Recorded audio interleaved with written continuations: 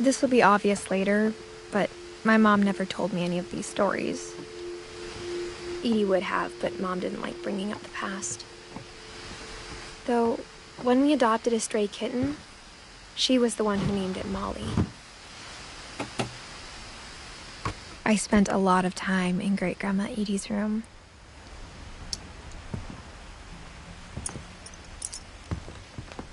We got along, and it was a good place to hide from my mom.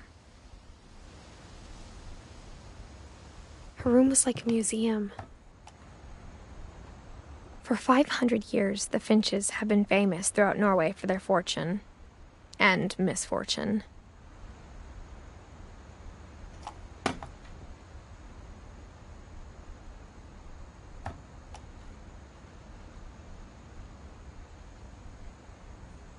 Odin Finch buries the latest victims of the family curse, his wife Ingeborg and their newborn son, Johan.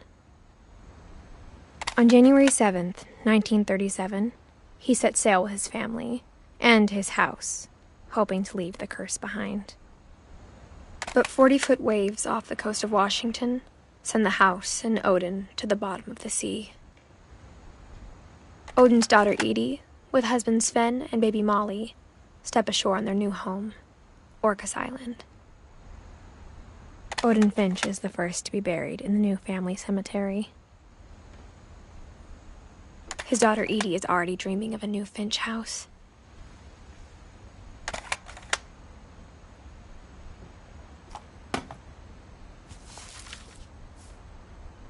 Whatever's wrong with this family, it goes back a long ways.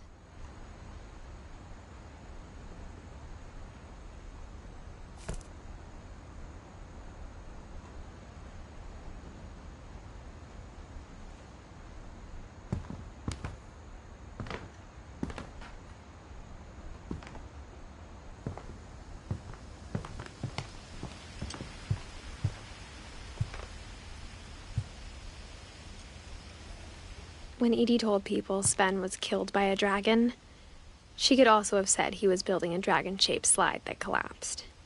She could have, but she didn't.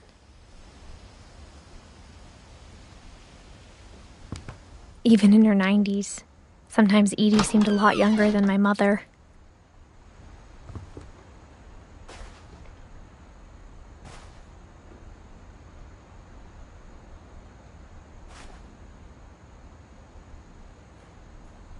The only trace Grandpa Sam's first wife, Kay, left on the house was the pink bathroom.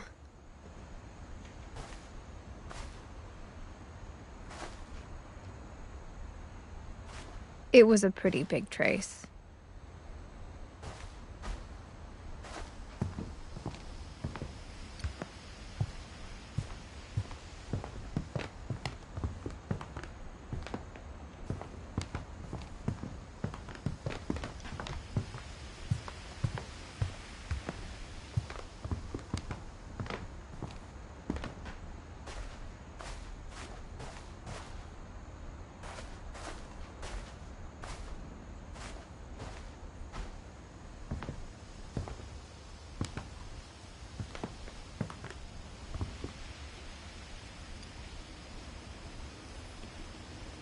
One summer, they evacuated the island, but Edie refused to go.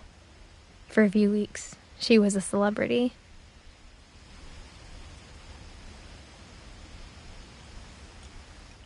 I hadn't thought of myself as Edith Jr. for a long, long time. Edie gave a big interview about a mole man living under the Finch house. My mom was furious.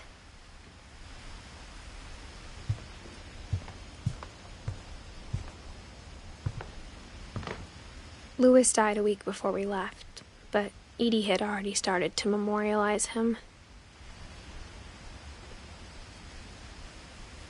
Edie knit me a new pair of gloves every year, just in time to replace the old ones.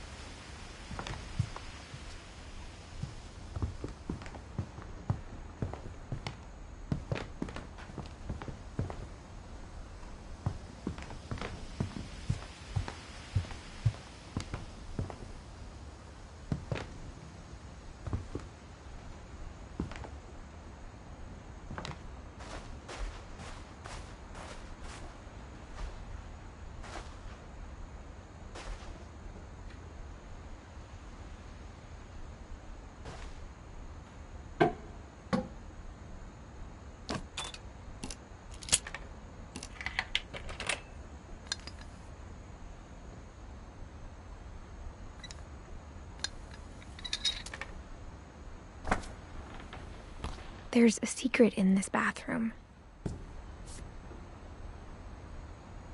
It's in the last place you would look.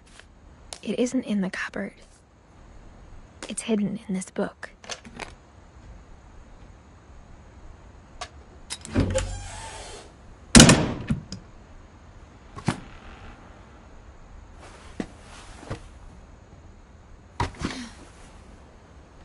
Sven gave Sam an old camera he'd refurbished. He never put it down.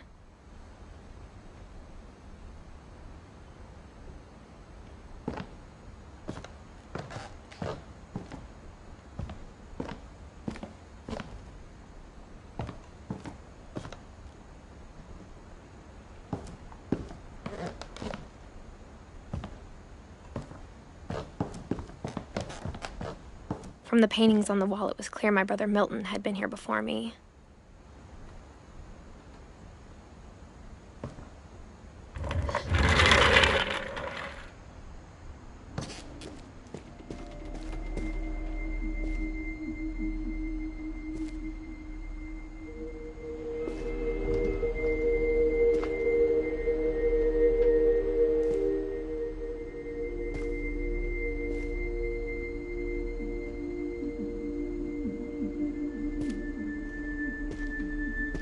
I knew Grandpa Sam had a twin, and that he never talked about him. I guess my grandpa didn't like history any more than my mom did.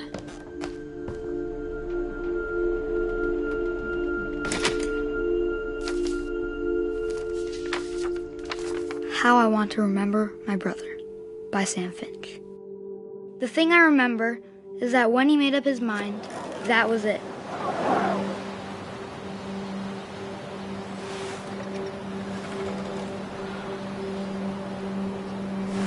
My brother said he'd die before he ate another mushroom, and he did.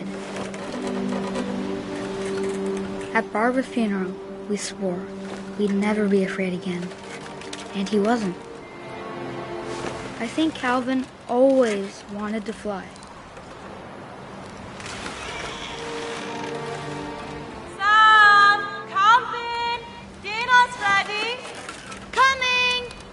But that day, he finally made up his mind to do it. I told him going around was impossible. Maybe if I hadn't said that. Alvin, I'm not gonna tell you again. Maybe if the wind hadn't picked up.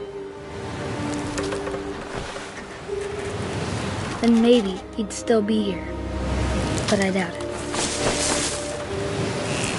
I think he'd already made up his mind. That's what I want to remember about my brother.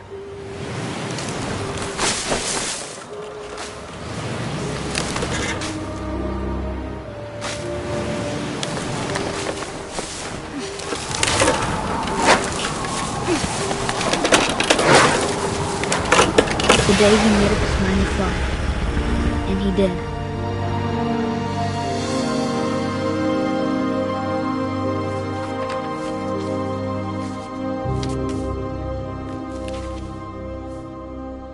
Calvin's story felt strangely familiar.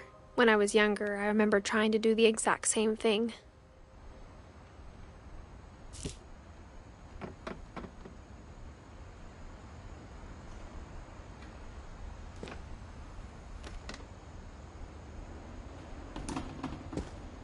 After the funeral, Edie roped off Calvin's half of the room.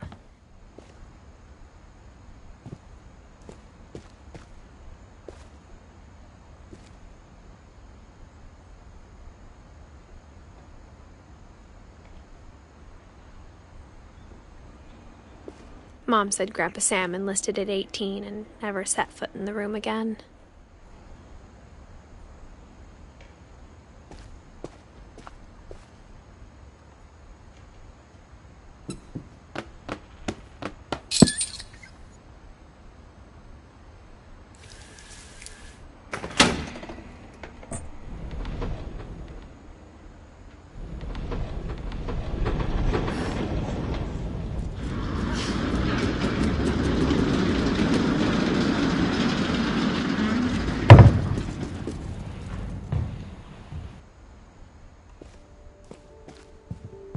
passages were a pretty tight fit.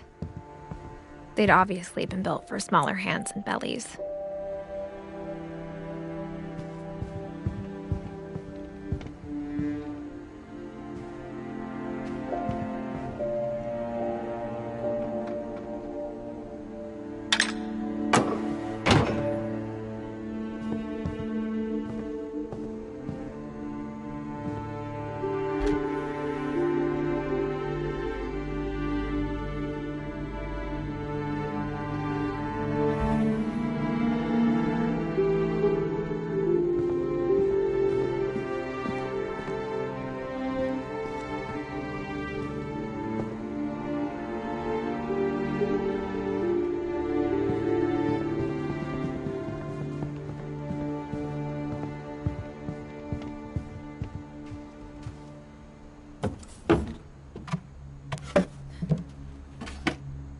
Growing up, I always thought of Barbara as a child star.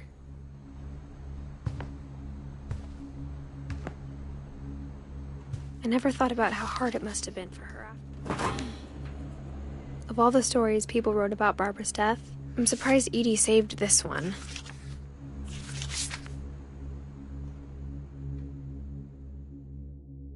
Old Jack here with another ghastly tale inspired by America's most unfortunate family. I'm calling it The Surprise Ending of Barbara Finch. As a child star, Barbara was famous for her scream. Now at 16, she was all washed up. A has-been. But in a lucky break, she'd been asked to perform her signature scream at a local convention for monster movie fans. It was just the boost her career needed. Unfortunately, her scream hadn't aged well. Getting better. I think you just need the right motivation. Her biggest fan and current boyfriend, Rick, was about to demonstrate when...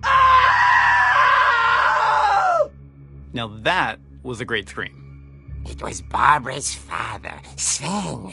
He'd slipped into a table saw and had to be rushed to the emergency room. So Barbara got stuck babysitting her youngest brother, Walter.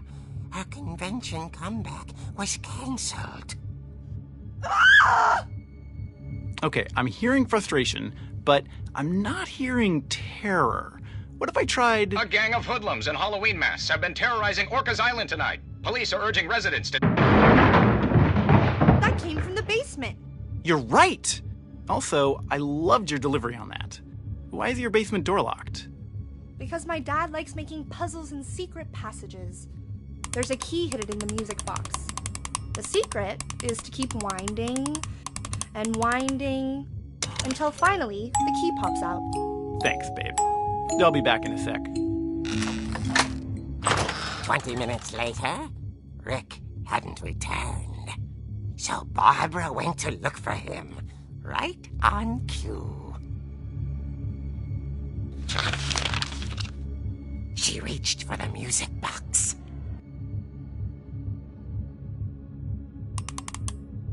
And as she wound the key, she listened for Rick, but the house was silent.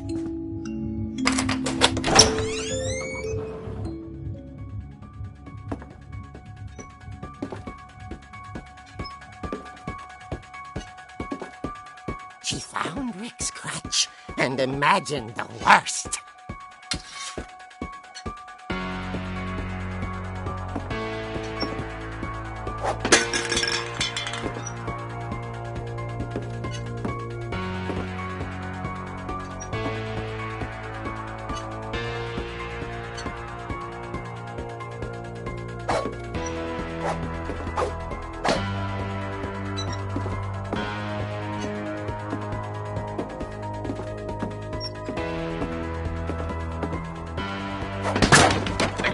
Is the infamous Hookman killer, Dr. Carl Hamill, who impaled and then ate his family 10 years ago tonight.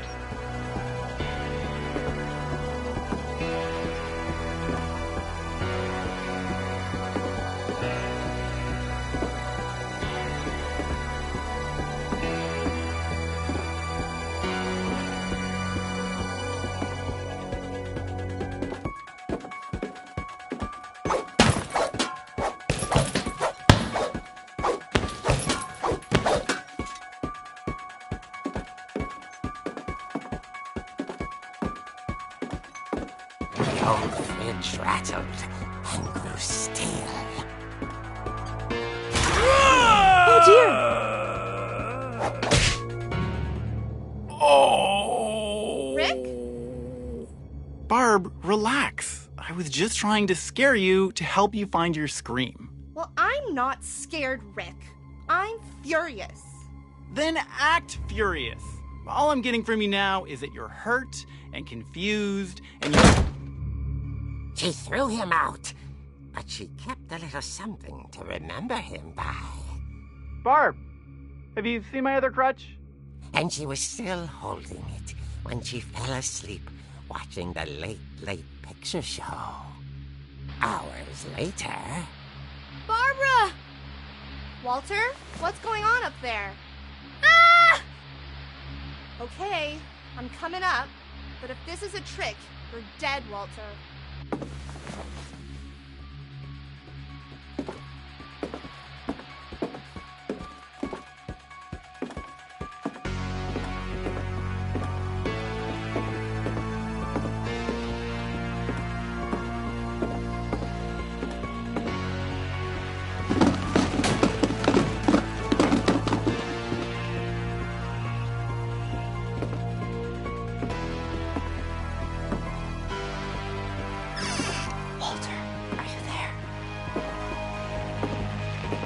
Walter had vanished, but his bedside radio was still on.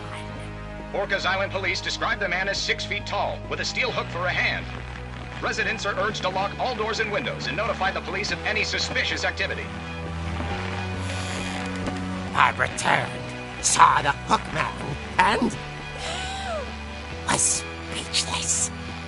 He was quite smashing.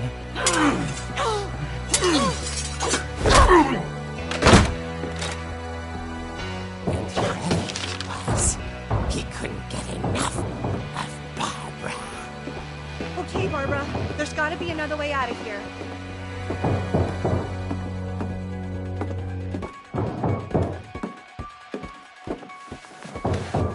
That night, she played her part beautifully.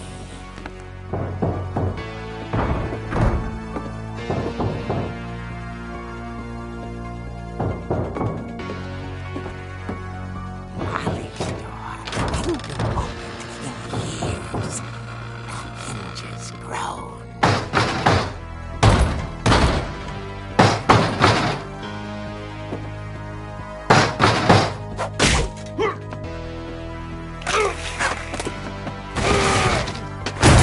He wasn't moving, but she sensed the story might not be over yet.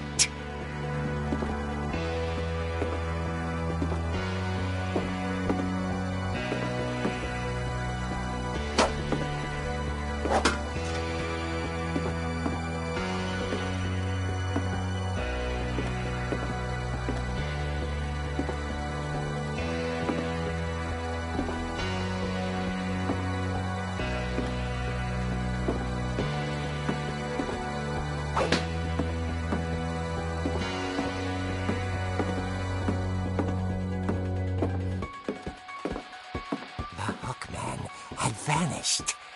She listened for his breathing, but all she heard was...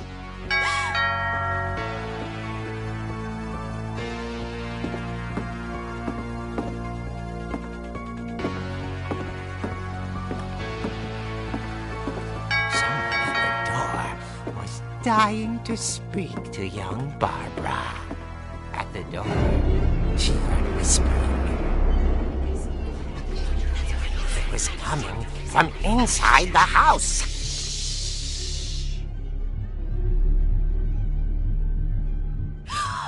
Oh dear. Surprise! Bravo, Barbara! You were wonderful! The monsters had come to surprise her. For Barbara, it was a dream come true. Then she saw what kind of monsters they were, and she realized what was about to happen. She was going to be famous. And with her final breath, Barbara Finch gave the performance of her life.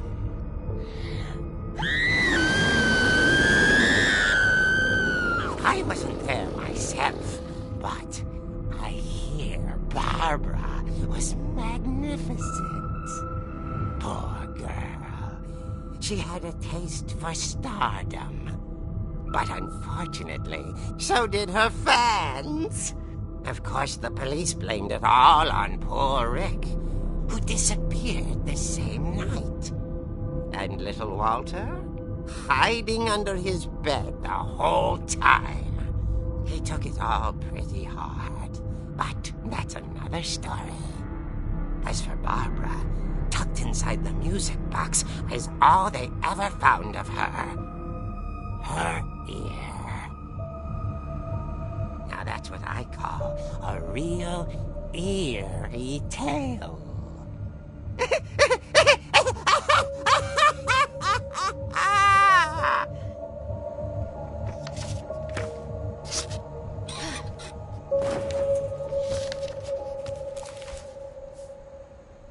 Edie told me all Barbara wanted was to be remembered, as absurd as that comic was.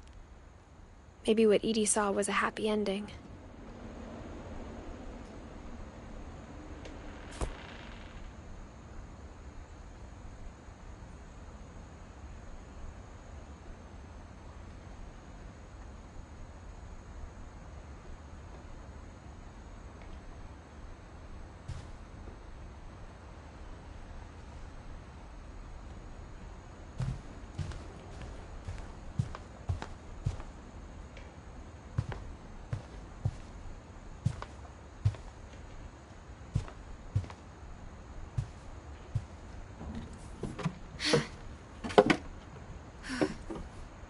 I guess now I know why Mom didn't like me playing with the music box.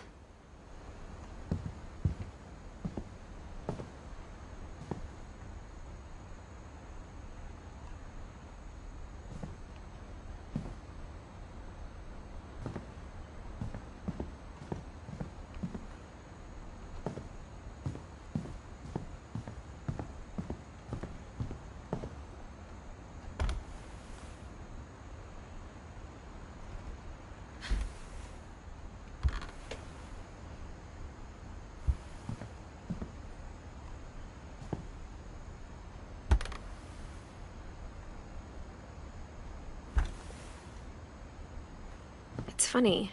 All those times I played with the music box and never found the basement key.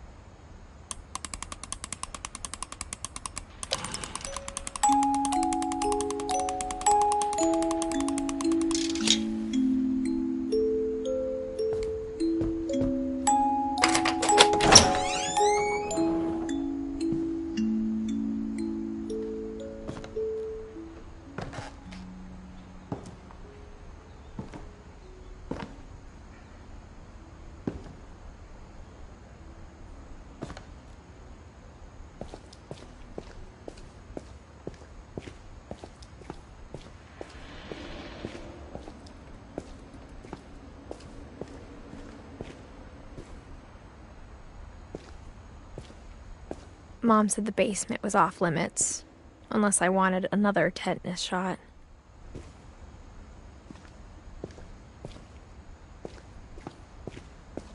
I saw Edie sneak down to the basement once, carrying packages.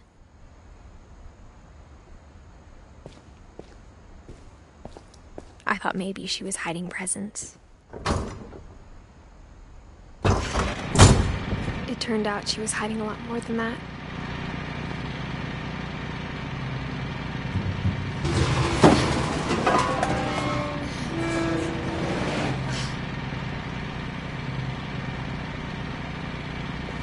I remember asking Mom once about where Walter had gone.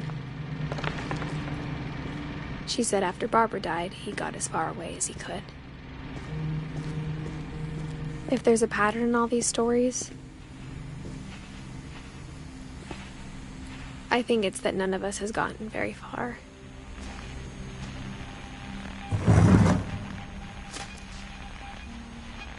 Goodbye, everyone. I can't believe I've been down here for 30 years.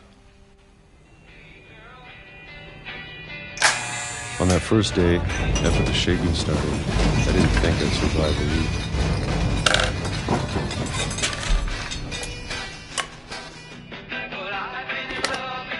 But after a few days, I settled into a routine. That's what kept me sane. Having a schedule, living for today. I always expected to be dead tomorrow. But if you wait long enough, you get used to anything.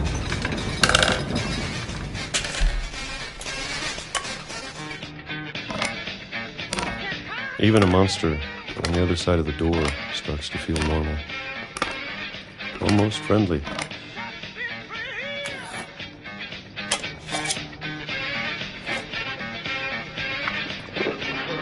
And then one day, everything just stopped. Whatever that thing was, it was gone. Maybe it got tired of waiting. Or maybe I just got tired of being afraid.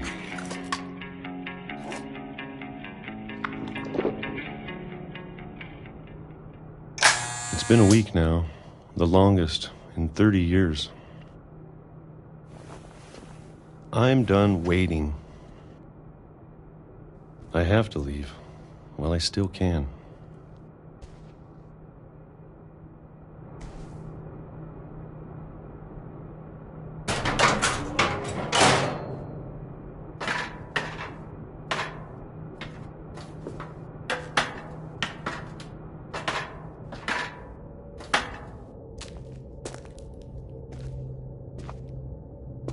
I know it's out there somewhere. Whatever killed Barbara and Molly and Calvin.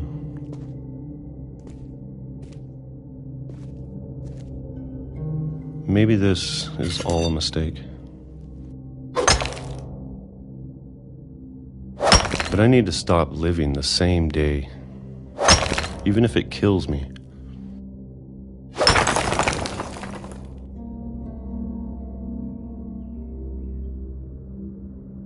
Whatever's out there, I want you to know I'm ready for it.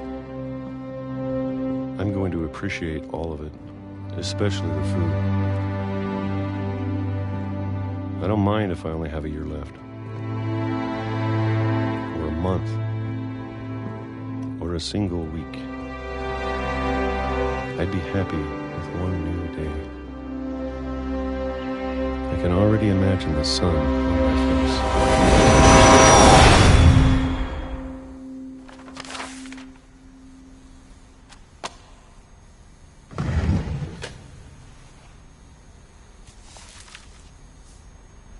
Walter died when I was 6. I can't believe my mom never told me he was down here.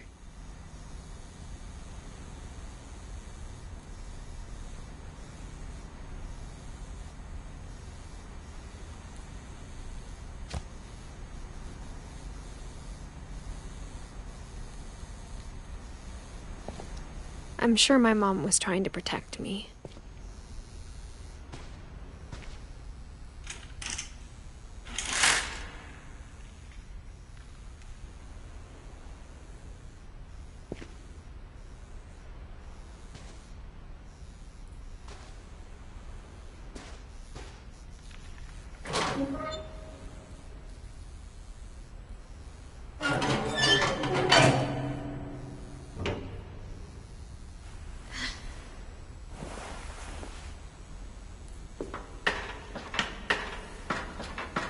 Maybe she was afraid I'd end up like Walter. But if she never told me about an uncle under the house, I can only imagine what else she was hiding.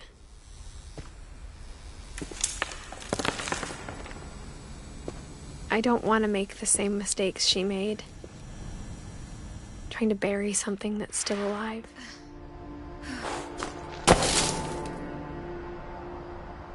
Now that there's only one of us left, or maybe two, I thought it was time I heard the stories for myself and found out what happened to everyone else. But now I'm worried the stories themselves might be the problem. Maybe we believed so much in a family curse, we made it real.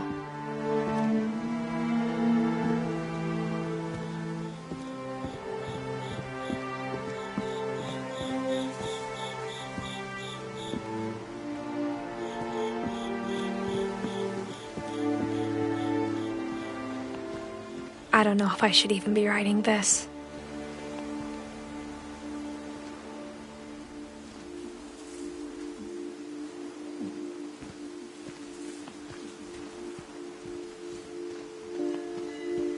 Maybe it'd be better if all this just died with me.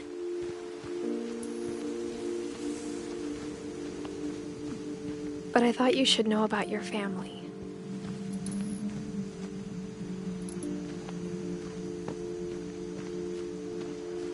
And the history you're a part of.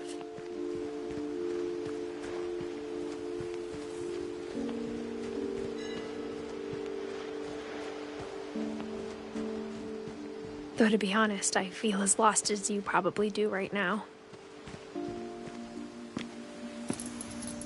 I think the people in these stories believed them, for what that's worth.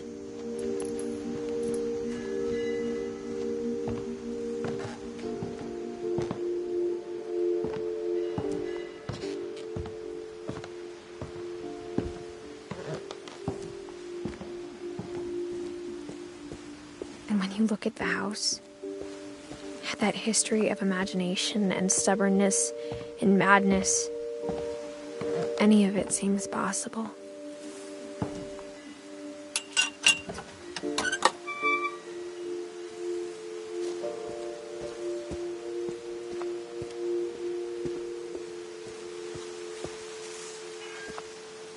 I think we've been surrounded by death for so long, we've just gotten used to it.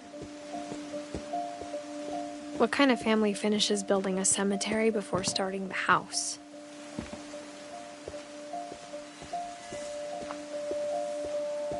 It's embarrassing for me to admit this, but the pet cemetery made me more uncomfortable than the human one. 3 of the gerbils were mine, and 2 had been my fault.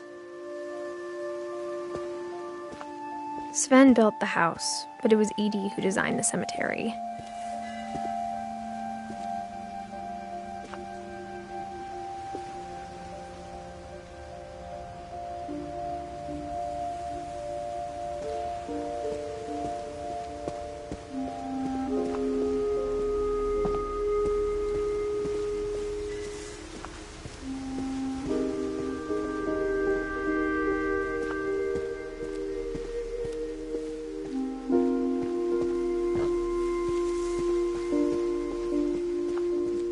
I'm sure Odin's monument had been Edie's idea. My mom was always trying to move on, but for Edie, the past never went away.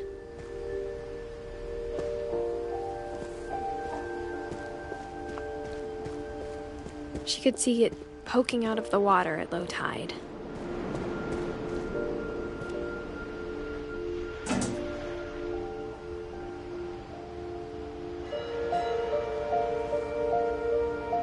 Edie said she dreamed about the old house every night.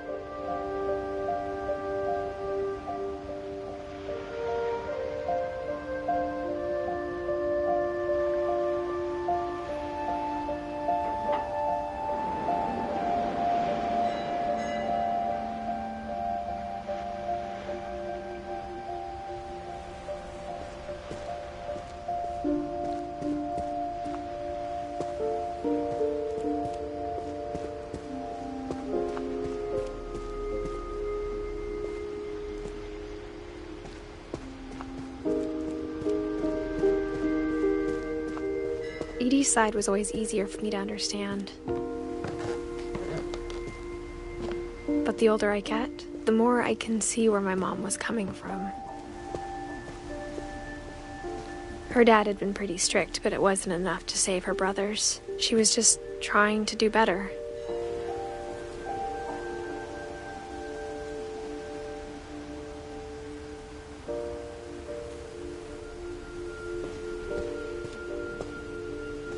She lost 2 of her brothers, just like I did. I get why she tried so hard to protect us.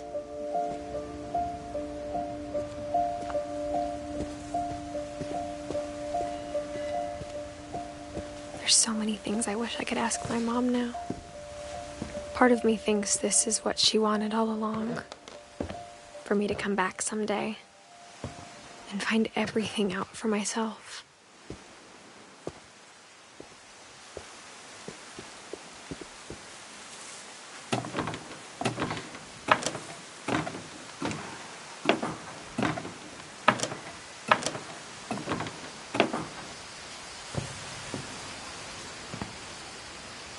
But looking back on it now,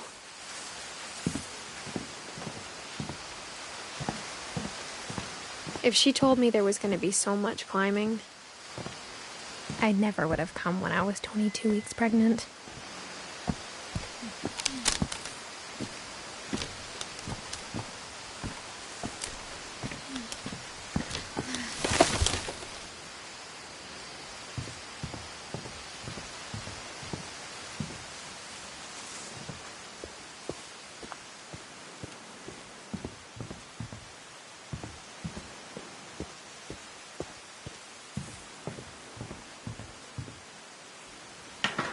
I never met Grandpa Sam, but I think he and my mom had a lot in common.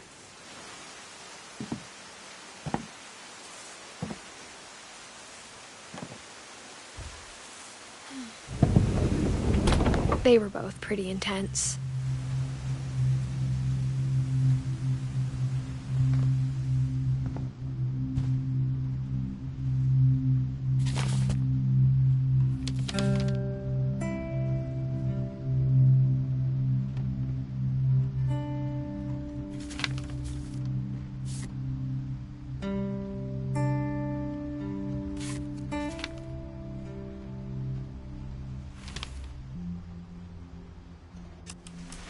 Dawn, I promise, you'll never forget this weekend.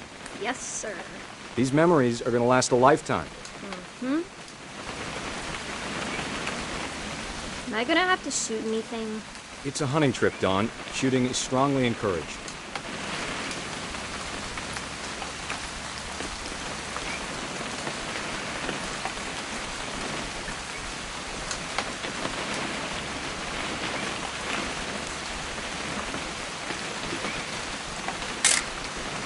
Shouldn't we be leaving? Just want to get a shot of you, Dawn, then we can take off.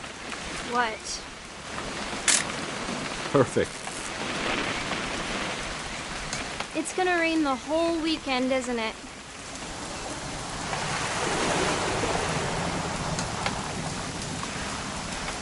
Please just take the damn picture. Hey, language. I will never forget this weekend, Dad. That's the spirit. Okay, got it. I'm gonna take some pictures, okay? Just be careful. The camera's older than you are.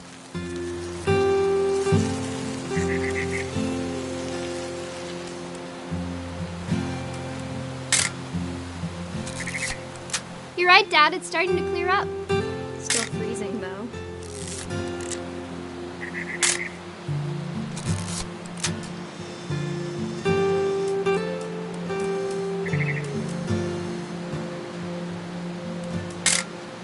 Aw.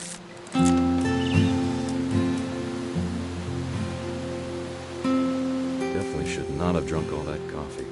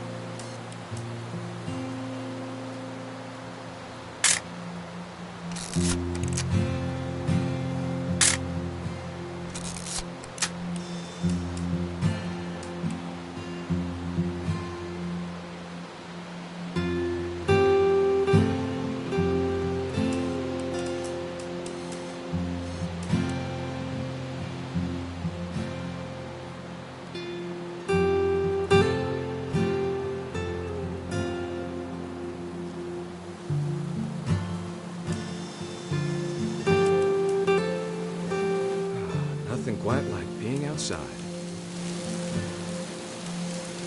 Hold still while I take a picture of you. I definitely won't be moving. Hey! That's a keeper. Oop. A little more gas in the tank, I guess. I'm just saying, I'm not always gonna be here, Dawn. You'll need to remember this stuff, if you want to survive. I'll be fine, Dad. You know who else thought he was gonna be fine? Some guy who died. Dawn, I'm being serious. I know, Dad. You're always serious. Doesn't being out here make you want to chill out? Well, to tell you the truth, I haven't been out here in 20 years. Dawn, don't you think you could find something more interesting to photograph? Last time I was with my brother Calvin. Man, that was a great trip. Your grandpa Sven taught us how to fish, how to build a fire. We found an old logging trail. There were deer everywhere.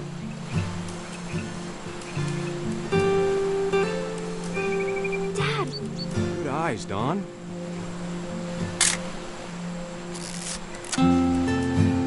Before you take the shot, let me get a picture of you.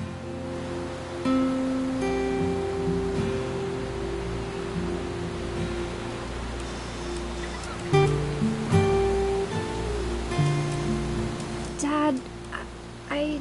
Just breathe. Let me get behind you. Do I have to do this? Dawn, you don't have to do anything. But if you want to survive, you'll need to be strong.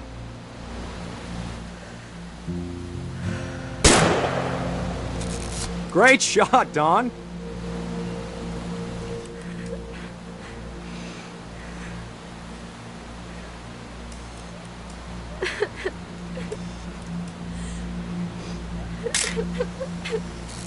I'm proud of you, Dawn. Always remember that, okay?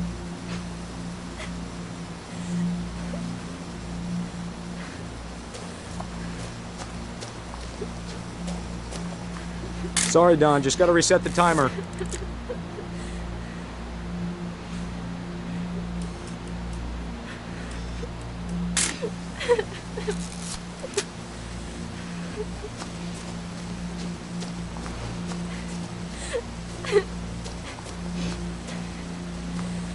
Dad, it's twitching. I think That's it's totally normal, Dawn. Just focus on the camera. Try not to think about— Dad!